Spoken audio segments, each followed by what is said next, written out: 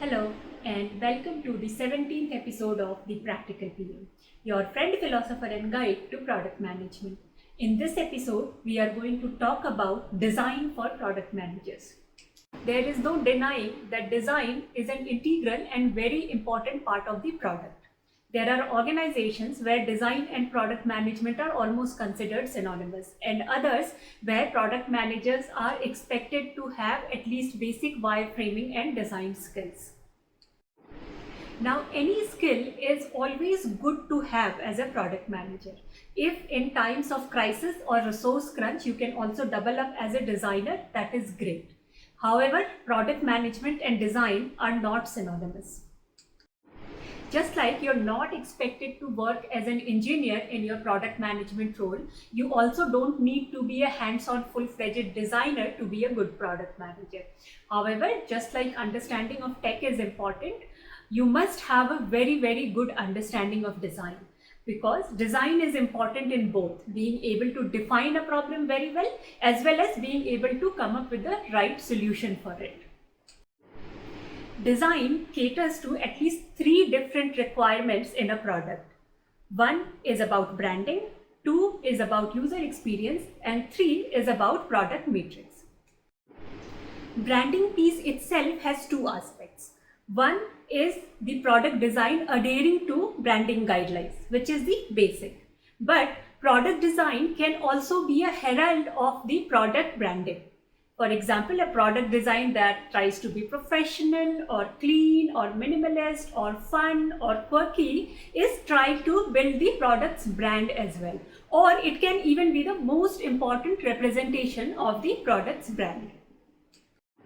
The second piece is user experience, and I have deliberately kept it separate from product metrics, because while certain improvements in user experience will indeed improve product metrics, that is not always the case.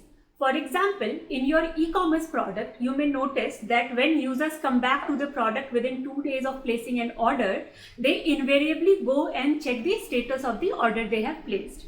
So to improve their experience, you may want to put an order tracking widget on their landing screen itself instead of them having to click a few times to reach there.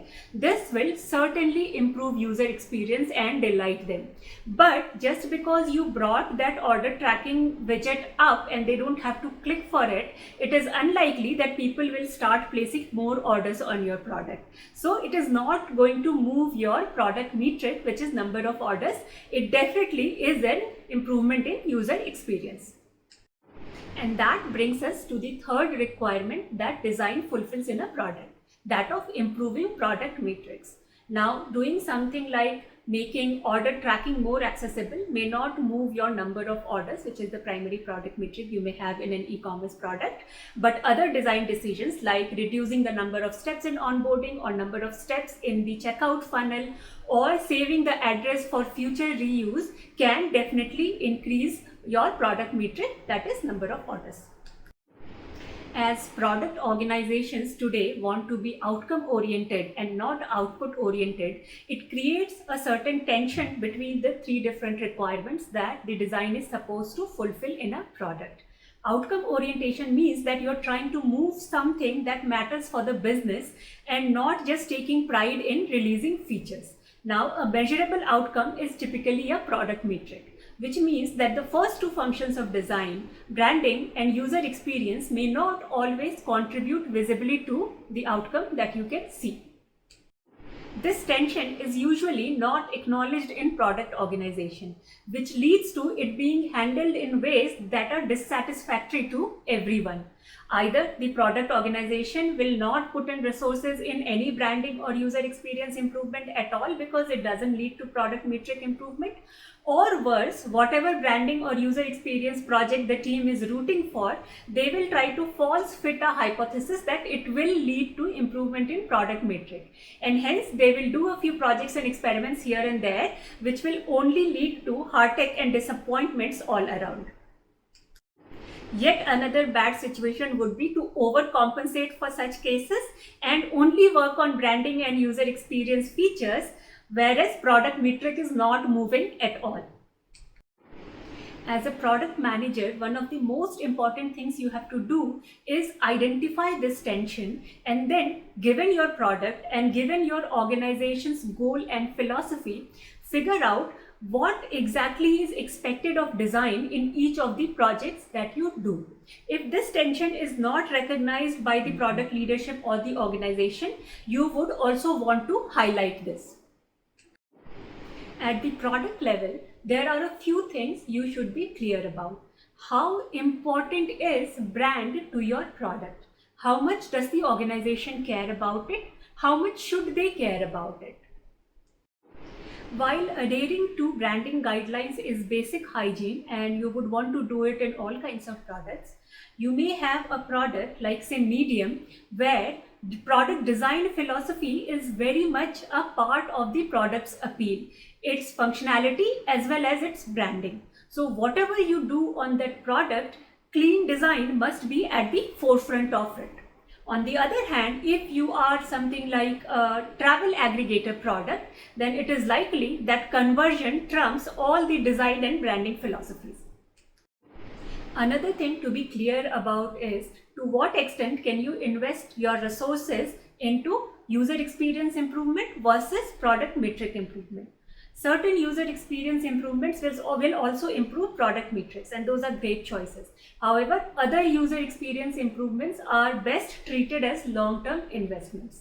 If the product is in very early stages and there are conflicting requirements, then most likely product metric improvement will always trump any pure play user experience improvement. However, as the product matures even slightly, there should be a bucketization of resources between pure play user experience improvement and product metric improvement. Ideally, product organization itself should take care to create and resource these buckets. But if that hasn't happened in your organization, you may want to bring this up and get a clear sign off from all the relevant stakeholders on how you are planning to bucketize your resources between these two. Another important role you have to play as the product manager is validating the design decisions of your product. If a certain design decision or a feature is supposed to improve the product metric or the user experience, then is there a validation that exists beforehand? If it is launched, can it be measured either through an experiment or even post-launch?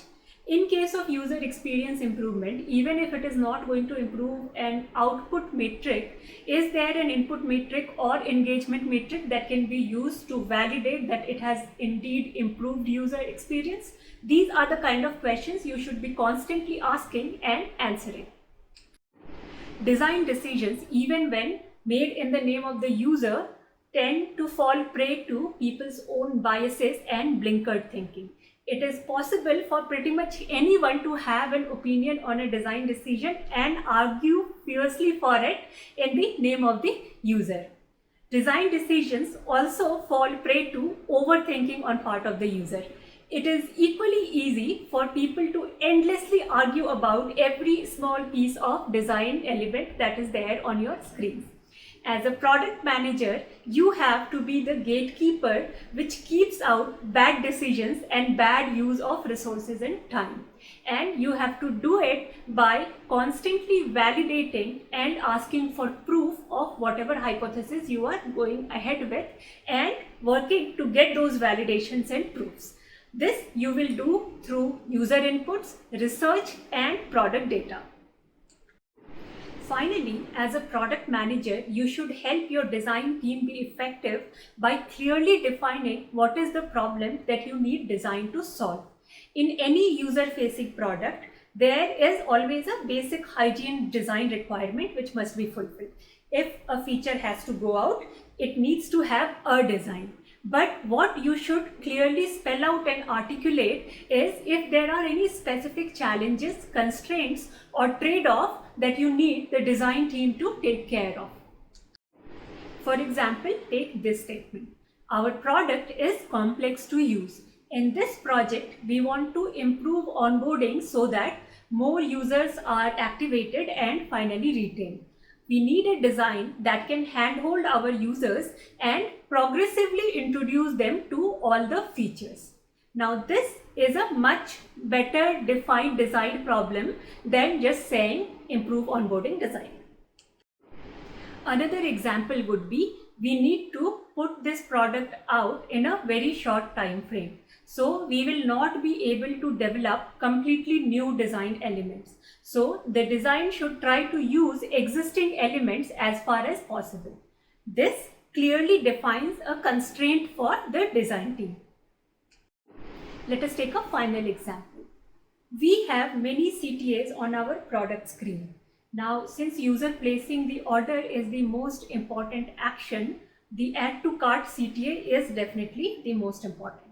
But favoriting and sharing the products are also important actions because they lead to more orders from this user in future and to referral customers that are very valuable customers to acquire. So those are important actions as well. Now we want to redesign the page so that favorite and sharing activities go up, but not at the cost of orders placed. So this statement defines the problem, constraints, and also mentioned the trade-off, which in this case cannot be made.